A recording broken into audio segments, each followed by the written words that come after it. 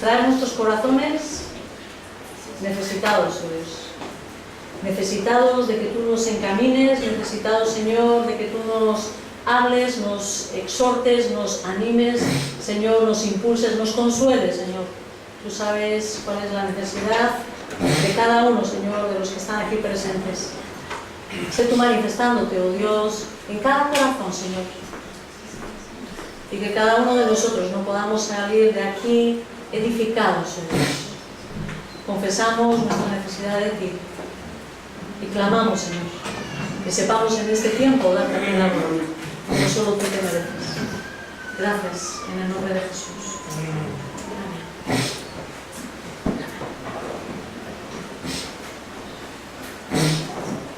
Yo sigo con la serie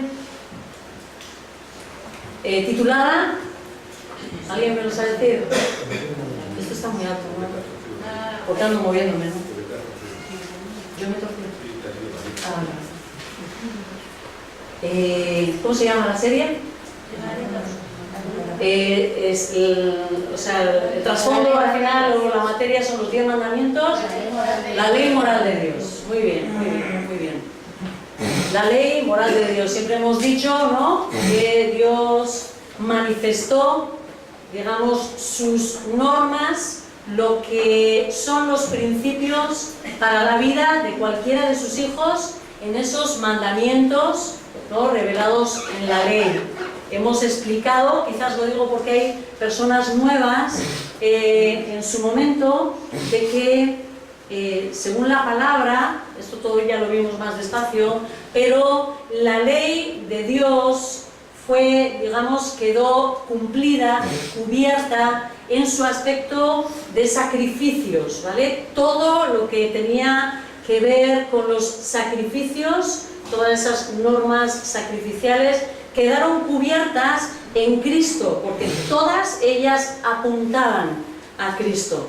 Pero vimos cómo los mandamientos de Dios, reflejados en estos 10 mandamientos que dio en esas tablas de piedra, son aquellos que reflejan la moral de Dios. Y Dios no cambia, ¿verdad? Piensa exactamente igual. Eso es algo que permanece tan inmutable como Dios mismo. Y lo hemos ido comprobando una y otra vez, viendo que estos mandamientos, ¿no?, que están ahí reflejados, se siguen repitiendo en ese Nuevo Testamento, de una u otra forma aparecen, ¿no?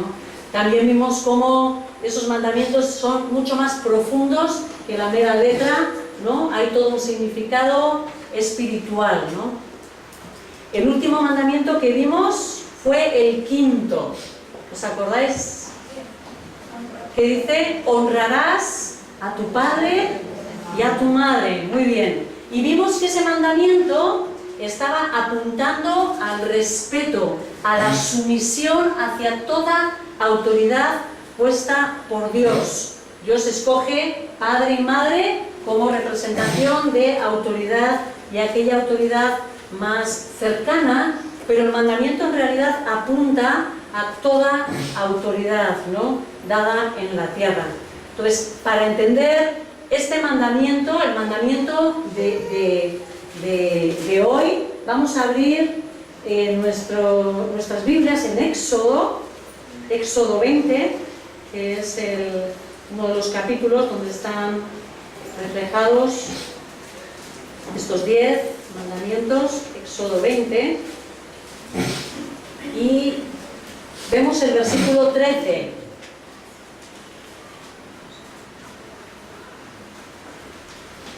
Este es para los que jugamos a las cartas esas bíblicas, este es el versículo más corto del Antiguo Testamento, que dice: no matarás, no mates.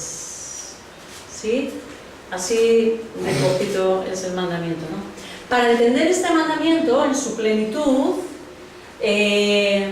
debemos de recordar que cada mandamiento, decíamos, que trata con todo un grupo de mandamientos, o de pecados, más bien dicho, con todo un grupo de pecados de la misma clase o familia. ¿Os acordáis? La idea es que cada uno de los mandamientos representa un grupo de pecados, ¿sí? Si dice no matarás, vamos a ir viendo cómo este mandamiento envuelve muchos pecados que están relacionados con el matar, ¿no? Y también tenemos que recordar que la enseñanza moral de cada mandamiento no solo apunta al acto mismo, es decir, cuando el Señor nos está diciendo no mates, no nos está hablando solamente de cuando matamos literalmente, ¿verdad? Sino también siempre apunta al corazón. Dios es un Dios que nos va a juzgar no solo nuestros actos, sino también las intenciones del corazón. ¿A qué punto vamos a ser descubiertos? ¿Verdad? ¿A qué punto vamos a ser descubiertos? Con lo cual, cada mandamiento trata también con el corazón, con los motivos, con los pensamientos y deseos de nuestros corazones. Entonces, ¿qué prohíbe este mandamiento? No matar. Muy bien. Pero este mandamiento prohíbe no matar, si ponemos en práctica estos principios que estamos diciendo, en diversos sentidos, ¿verdad? Porque estamos hablando también de un sentido que pueda ser literal, físicamente, no yo matar a alguien físicamente, puede tener un sentido figurado, ¿sí? Y puede tener también un sentido espiritual. Y esta mañana pretendo solamente limitarme al sentido literal, ¿vale? Para que no os mate aquí de calor. Hoy nos vamos solamente al sentido literal o físico, ¿vale? Entonces, en este aspecto significa que una persona no puede matar físicamente a otra, ¿no? No puede quitarle la vida a otro ser humano, ¿no? Pero esta realidad es sencilla, todo el mundo lo entiende, ¿no? No puedo quitar la vida de mi prójimo. Muy bien. Ahora, yo sé que surgen un montón de dudas relacionadas con este mandamiento. Y la idea es que hoy vamos a pretender aclarar de alguna forma esas dudas que nos puedan surgir. La primera duda puede ser: ¿es lícita o no la pena de muerte? Vámonos a Génesis, al capítulo 9.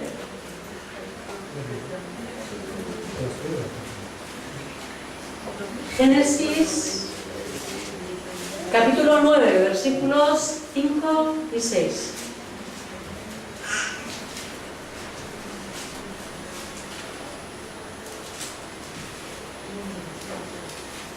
Dios en su pacto con Noé está dándole normas y dice así: por cierto, de vuestra sangre yo habré de pediros cuentas. A todos los animales y a todos los seres humanos les pediré cuentas de la vida de sus semejantes. Si alguien derrama la sangre de un ser humano, otro ser humano derramará la suya, porque el ser humano ha sido creado a imagen de Dios mismo. ¿Qué vemos aquí? Un hecho es que la vida del ser humano es sagrada. ¿Por qué? Porque el ser humano es creado a imagen de Dios. Que nosotros quitemos la vida a una persona, ¿sí? Estamos derramando, estamos atentando contra un ser que lleva la imagen de Dios. No me voy a meter en el aspecto de los animales, porque yo creo que todo el mundo sabemos que podemos comer animales, ¿vale? Dentro de estas órdenes de Dios al ser humano, Él le dio licencia para poder comer de los animales, ¿no? En su esencia, estos versículos nos están hablando del gobierno, es decir, de la base de todo gobierno humano. Habla de la palabra demandar. Si alguien quita una vida, ¿no?, se demandará, yo demandaré. Y ese término es un término judicial. Dios delegó la autoridad divina, su autoridad divina, y lo vimos cuando hablamos de las autoridades dadas por Dios. ¿A quién? Al gobierno civil, para hacer leyes para la protección y el bienestar de la sociedad en general. Sí, le dio la responsabilidad también de efectuar el juicio divino. Dios está diciendo que Él va a demandar la sangre cuando alguien haya derramado la sangre de otra persona. Y lo que está haciendo es poner en el gobierno la posibilidad de que ellos sean los que demanden la sangre en nombre de Dios a esa persona que ha quitado la vida a su semejante. ¿Sí? Estamos hablando de casos de homicidio. ¿Sí? Y a esto normalmente el hombre le llama la pena de muerte, ¿no? Además, también queda claro que el sexto mandamiento no incluye la pena de muerte. ¿Por qué? Porque vemos muchos casos de pena de muerte en la propia ley. En la propia ley. ¿Os acordáis cuál era la condena, digamos, la condena, la culpa, ¿no?, que se debía de pagar por aquellos que ofendían a sus padres? Pena de muerte, efectivamente. Por la violación del día de reposo, pena de muerte. Por el adulterio, pena de muerte, etcétera, etcétera, etcétera. Entonces, ¿me entendéis que no puede haber contradicción en la propia palabra? Si Dios está diciendo que va a demandar, ¿sí?, la sangre de un ser humano, dando autoridad, digamos, a otro para que se la pueda quitar, está delegando la autoridad para que esto pueda ser así, ¿sí? Entonces, Él está diciendo no matarás, pero no se está refiriendo a cuando un gobierno con la autoridad de Dios quite la vida de alguna persona, ¿vale? Porque la propia ley de Dios está dando Él, en muchos casos, si la persona hace esto, ¿cuál es se apedreará, se le matará? ¿Entendemos esto? ¿Sí? Que la ley de Dios demanda la vida en determinados pecados. En el Antiguo Testamento, yo sé que eso no estamos aplicándonos, ¿no? Pero entendemos esto, ¿no? ¿Sí o no? Es el calor, pero para hacer esto sí. ¿Sí? Suficiente como para entender, ¿vale? La misma ley demandaba la vida, lo cual quiere decir que Dios, cuando está diciendo no matarás, no se está refiriendo a un gobierno que va a demandar la vida de alguien, ¿no? Y esta responsabilidad se ve también en el Nuevo Testamento. Estoy hablando del gobierno, que el gobierno demande la vida de alguien. Y lo vamos a ver en Romanos 13.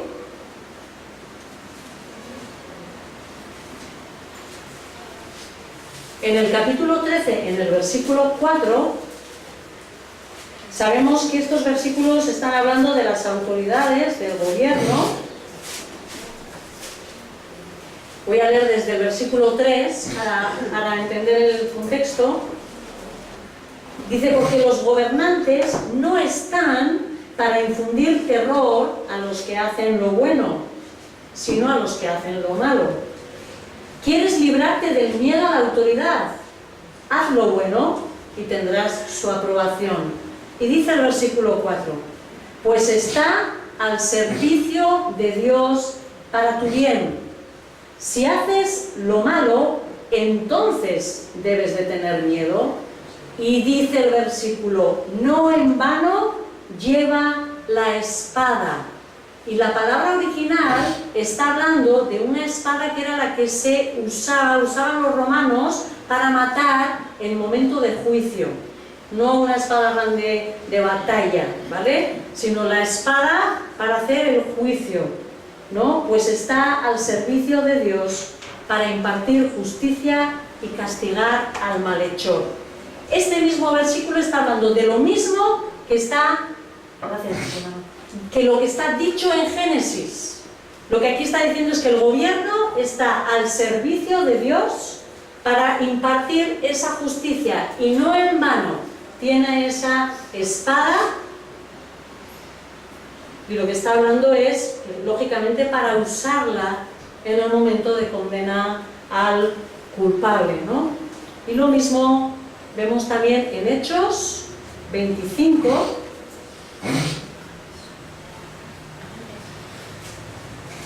en unas palabras de Pablo mismo, donde Pablo reconoce esta posibilidad de ser condenado a muerte como algo justo, ¿vale? Está Pablo delante de Festo, capítulo 25, versículos 10 y 11. Pablo contestó: ya estoy ante el tribunal del emperador, que es donde se me debe de juzgar. No he hecho ningún agravio a los judíos, como tú sabes muy bien. Si soy culpable, dice Pablo, si soy culpable de haber hecho algo que merezca la muerte, no me niego a morir. Pero si no son las acusaciones ciertas que estos judíos, ¿vale? A lo que me refiero es que Pablo mismo, en su comentario, está diciendo: si yo soy culpable de algo que merece la muerte, yo no me niego a morir, ¿vale? Recibo esa ley, me someto a esa ley, ¿sí? Dando a entender de que efectivamente es lícito para el gobierno poder quitar la vida en el caso de homicidas, estamos hablando aquí, en el caso de personas que quitan la vida a otros, ¿vale?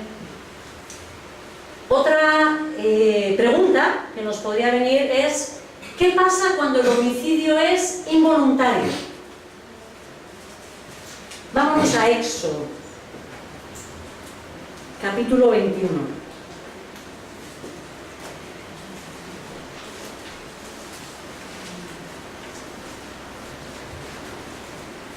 En Éxodo 21 tenemos el ejemplo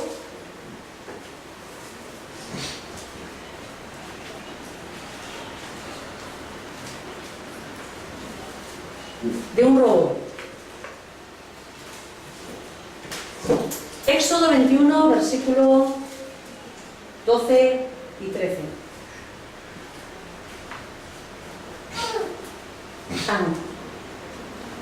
Perdón, ese es en el otro ejemplo. Éxodo 21, 12 y 13 dice así: el que hiera a otro y lo mate será condenado a muerte. Si el homicidio no fue intencional, pues ya estaba de Dios que ocurriera, el asesino podrá huir al lugar que yo designaré. Es decir, cuando la persona mata, imaginaros, ¿no? Hay algo, un descuido de algo, y de repente tú matas sin intención, y como aclara el versículo, ya estaba de Dios que ocurriera así. Es decir, es algo que era el momento que Dios tenía para esa persona y listo, simplemente que Dios usa digamos, un altercado, usa un error, un accidente, por así decir, ya esa persona puede huir a resguardarse ¿de dónde? Vamos a abrir el libro de Deuteronomio. La misma ley de Dios, contemplando esta posibilidad de que hubiese personas que hubiesen matado a otras accidentalmente, prevé para ellas lugares de refugio. Deuteronomio capítulo 29, a partir del versículo 2 dice así: apartarás, está hablando, ¿no? Ha estado hablando del reparto reparto de la tierra y da esta instrucción: apartarás 3 ciudades centrales en la tierra que el Señor tu Dios te da en posesión.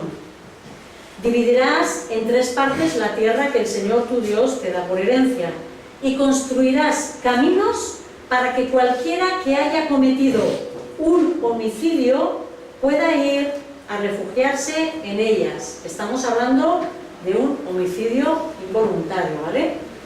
En cuanto al homicida que llegue allí a refugiarse, solo se salvará el que haya matado a su prójimo sin premeditación ni rencor alguno.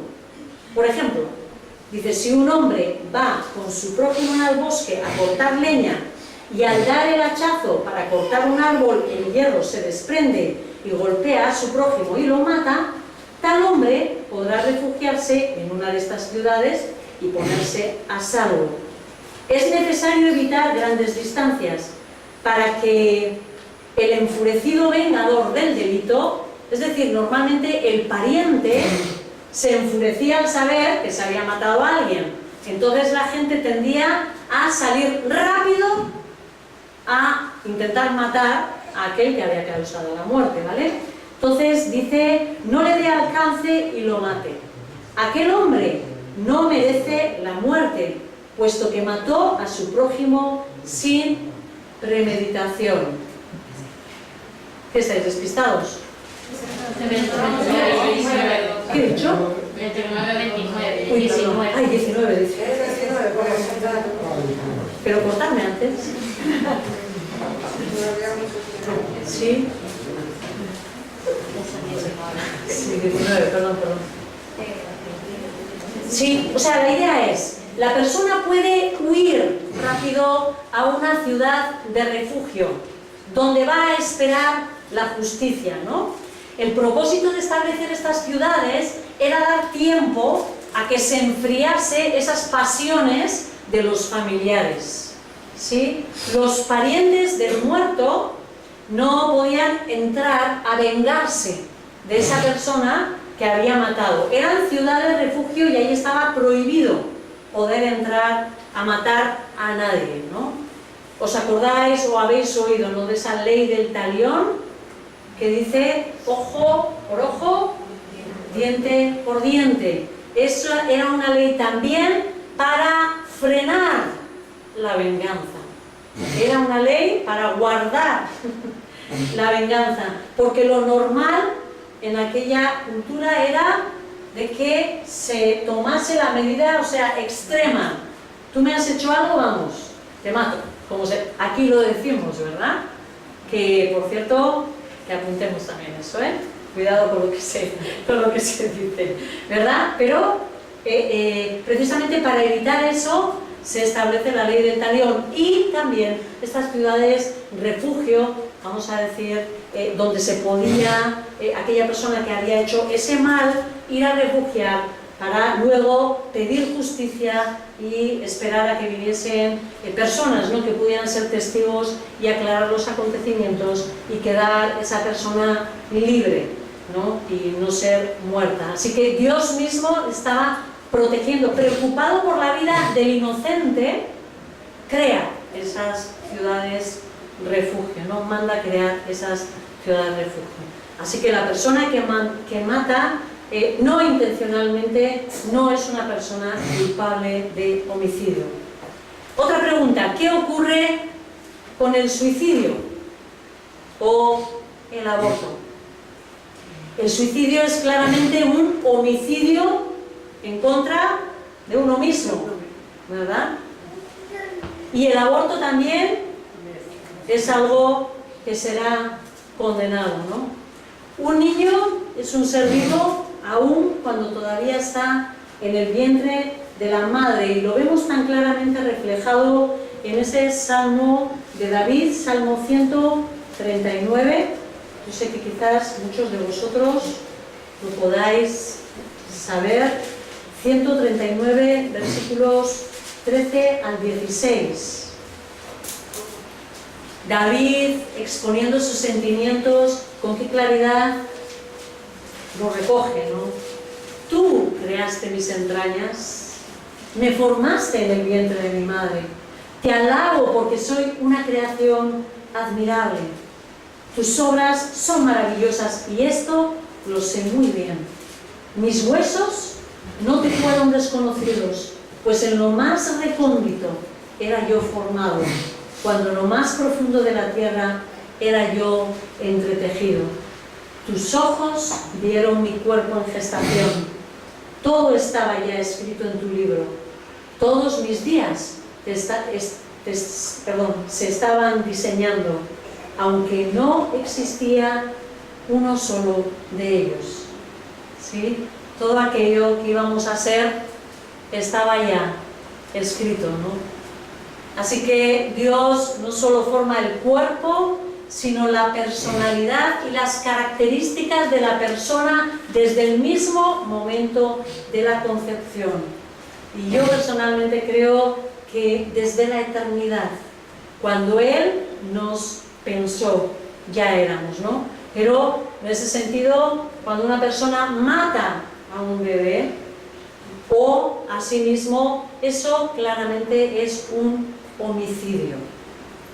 Y no estoy mencionando, por si acaso lo digo, que eso sea un pecado, como a veces se suele decir, mortal, pecado mortal, que no puede ser perdonado por Cristo. La sangre de Cristo puede perdonar todo pecado, menos el pecado del rechazo al Espíritu Santo, su obra de convicción de pecado, ¿verdad? Entonces, otra pregunta. ¿Se puede matar en defensa propia? Éxodo 22.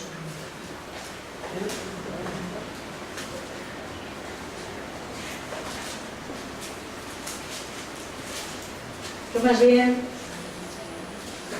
veo que casi está relacionado con ese homicidio no intencional. Éxodo 22, versículos 2 y 3. Este es, que estaba hablando yo, perdón. Si a alguien se le sorprende robando y se le mata, su muerte no se considerará homicidio. Si se mata al ladrón en pleno día, en plena luz del día, su muerte se considerará homicidio. Qué cosa curiosa, ¿no? Si se mata al ladrón, ¿no? Cuando está, yo creo que en el momento del robo, su muerte no se considerará homicidio.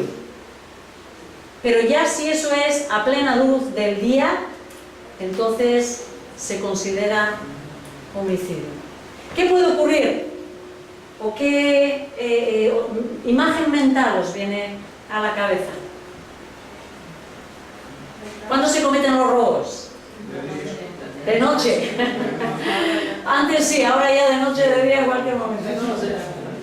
Y nosotros también, ¿eh? Bueno, ya hablaremos del robo, ya hablaremos, ahí nos preparamos todos. Que robamos muchas cosas. Pero supuestamente lo normal era, y por eso muchas veces la Escritura dice que la maldad, no, lo malo se hace en lo oculto, ¿verdad? Entonces, lo normal sería que el ladrón fuera a robar durante la noche, ¿no? Entonces, seguramente si el dueño se da cuenta, forcejea con aquel que está intentando robarlo, lo que sea, y en esa defensa, o quizás el ladrón va a por él, a matarlo, lo que sea, pum, pum, y de repente acaba matándole a la persona que le está agrediendo, ¿no? O robando. Eso no se considera delito, no se considera homicidio. Ahora, durante el día hay mucha más posibilidad de encontrar ayuda para detener al ladrón, para llevarlo delante de juicio. Esa puede ser una posibilidad. Yo me inclino también a pensar que pueda ser que se esté refiriendo que cuando el dueño ya se ha quedado con quién es el ladrón, en plena luz del día, diga, tú no te escapas, guapetón. Y por venganza vaya a buscar al ladrón y lo mate, pero más bien relacionando el hecho y ese homicidio con venganza. Y en ese caso sí le será contado por homicidio. ¿Me explico? ¿Sí? Una cosa es defenderte, ¿no? En el momento estás siendo agredido o hay, ¿no?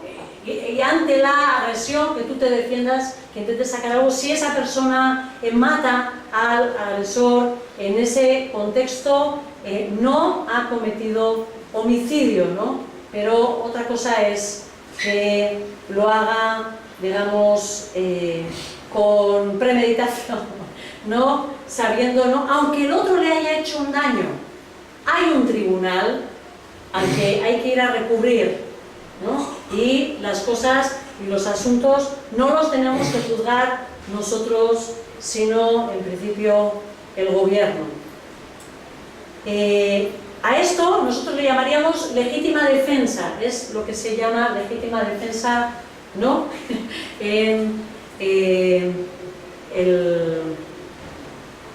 Las leyes, no me viene la palabra, ¿no? Y vemos que Jesús, es verdad que nos enseña en Mateo 5, no voy a entrar a la lectura, pero nos enseña y dice: oísteis que fue dicho ojo por ojo, diente por diente, pero yo os digo que no resistáis al que os haga mal, etcétera, etcétera. Pero estamos hablando de un contexto también de venganza. Hemos dicho que el ojo por ojo y diente por diente es una ley relacionada con la venganza, ¿vale? Y ahora de lo que estamos hablando es de una legítima defensa, y eso no es condenado, no es condenable. De hecho, hoy en día tampoco es condenable, ¿no? En nuestras leyes depende de la situación. La situación, la proporcionalidad y todo.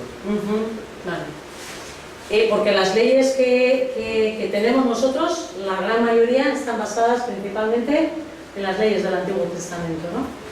Así que aquellos que no quieren reconocer la cultura cristiana, judeo-cristiana que tiene, se pueden dar con un canto en los dientes, ¿no? Cuando abren el Antiguo Testamento y se encuentran con que gran parte de la legislación que nosotros tenemos está basada en las Escrituras.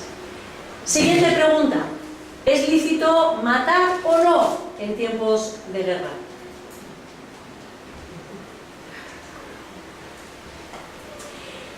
Hemos dicho que el gobierno tiene la obligación, está puesta por Dios con la obligación de proteger a sus ciudadanos y de castigar el mal.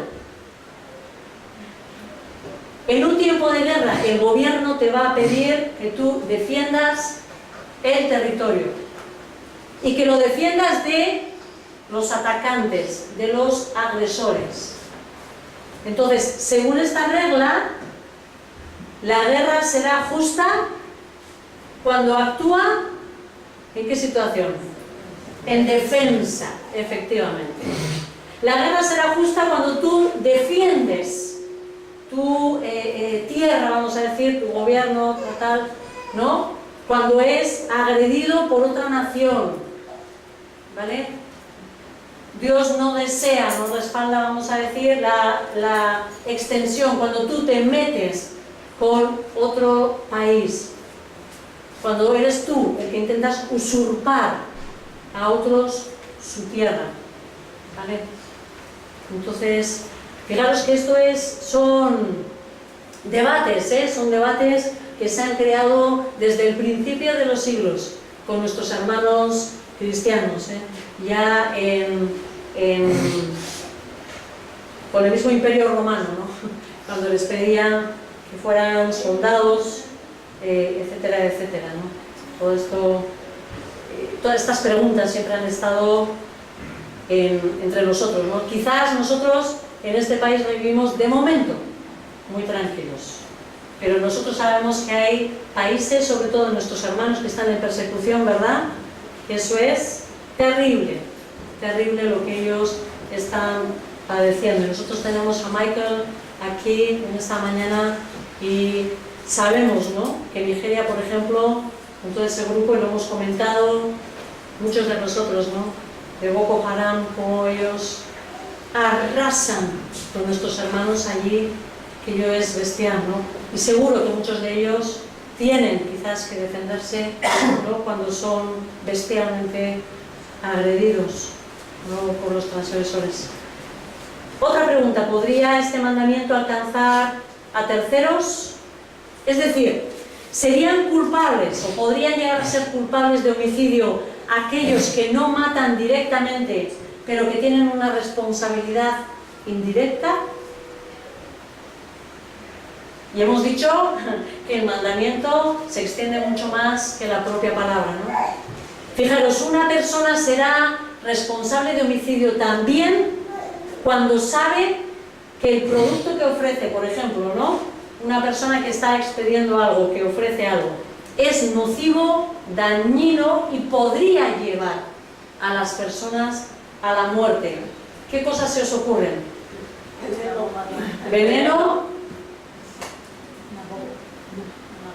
gente que vende bombas, sí, constructores de todas esas armas que al final normalmente no son para defensa, gente que anda con drogas, estupefacientes, ¿verdad?, que piden todo eso, saben que al final están matando. También podrían ser negocios que ponen a la venta al público quizás productos que están mal, que ellos saben que tienen cosas que son completamente dañinas, que provocarán a lo largo las muertes. El tabaco mismo, ¿verdad? Y se despide, ¿no? Y saben que es algo que está matando. Exactamente. Estos negocios que colocan esas antenas, o hay pueblos, ¿verdad?, que están completamente contaminados y se ve como la muerte va extendiéndose en ese pueblo, pero como dan trabajo, dicen los del pueblo muchas veces: no, yo prefiero morirme de cáncer que no morirme de hambre. Suele ser el argumento, ¿no? O de aquellos que colocan. Podríamos decir que no solo la persona que mata directamente, sino que la empresa, ¿no?, o el individuo que se dedica a extender cosas que producen la muerte, son así culpables de homicidio. Y también el propio gobierno, cuando encubre o apoya intencionalmente todas aquellas cosas que va a hacer daño a la salud pública, todos ellos serán culpables de homicidio. Efectivamente, normalmente siempre es por amor al dinero. Como el mandamiento, como dijimos ya, no solo habla de la prohibición de hacer, sino, o sea, de matar físicamente, sino del deber de hacer lo contrario, ¿sí? En su día explicamos que, así como la santificación, el proceso de santificación, nos habla la palabra que no solo es dejar de hacer el pecado que cometíamos, sino de comenzar a hacer el bien, las obras que Dios demanda de nosotros, desvestidos de esa vieja naturaleza y vestidos de una nueva. Exactamente así ocurre con estos mandamientos. No solo tenemos que dejar de matar o de hacer cosas que puedan llevar a la muerte, y ya veremos, hermanos, cuánto matamos cuando entremos en ese sentido figurado y espiritual, sino, por último, la reflexión sobre el bien. Nosotros somos responsables de proteger la vida de nuestros semejantes. ¿Sí? Seremos culpables de homicidio no solo cuando matamos, sino cuando dejamos de ayudar y de preocuparnos por la vida de los demás, de esforzarnos por conservar la vida del otro, procurándole todas las cosas que convengan para ello e intentando evitar, ¿no?, que pueda perjudicar en la vida del otro. También implicará ayudar y socorrer al prójimo cuando se encuentre en algún peligro o necesidad. como dice Santiago, os lo leo yo, capítulo 4, versículo 7, para los que estáis apuntando: comete pecado todo aquel que sabe hacer el bien y no lo hace. ¿Sí? A lo que solemos llamar pecado de omisión.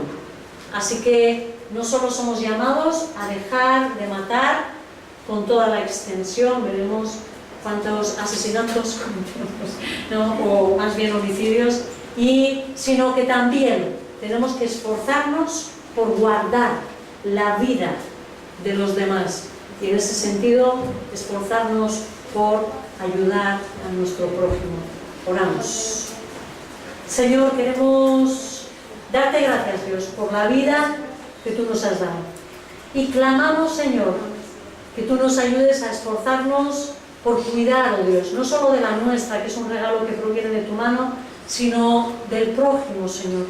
Ayúdanos, oh Dios, a ser conscientes de que la vida es un regalo que procede de tu propio ser y que existimos porque tú nos sostienes, Señor, con tu mano.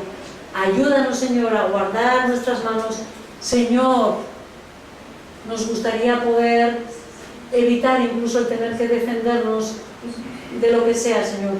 Evitar que ocurrieran guerras, Señor.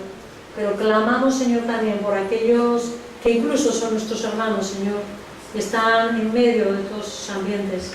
Padre, guarda sus corazones, guía también sus vidas, Señor. Ayúdalos, oh Dios, a que sus conciencias, Señor, estén tranquilas, Señor, y que ellos se esfuercen, oh Dios, por hacer el bien en todo momento, igual que nosotros, Señor. A ti la gloria, en el nombre de Cristo Jesús.